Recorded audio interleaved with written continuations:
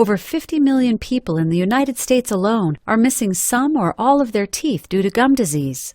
When you lose your teeth, it can change the structure of your face, giving you an older and more aged appearance. Advances in bone grafting technology now gives dental specialists the ability to rebuild lost gum and bone tissue and save teeth that normally would have needed to be removed. Dr. Scott Frome tells us how gum disease can cause jawbone deterioration and how it affects your life. Gum disease is a disease process where the bacteria in the mouth begin to slowly erode the gum and bone tissue that hold the teeth in the mouth.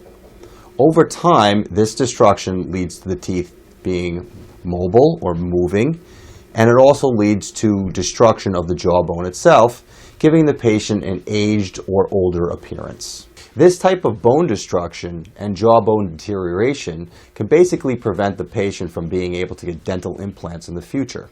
We also learned why bone grafting is important and what advancements have been made in bone graft technology.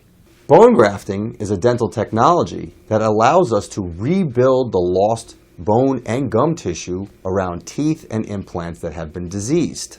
In addition, we can now combine our bone grafts with stem cells and growth factors that make them even more potent and able to regrow bone around teeth and implants. So when you combine these advances made in bone grafting technology with dental laser therapy that is at its peak right now, you really have the ability to save damaged teeth and implants that normally would have been extracted. By keeping your own teeth, the patient's quality of life is tremendously improved. Their ability to eat, their ability to smile, their ability to function, all is dramatically improved.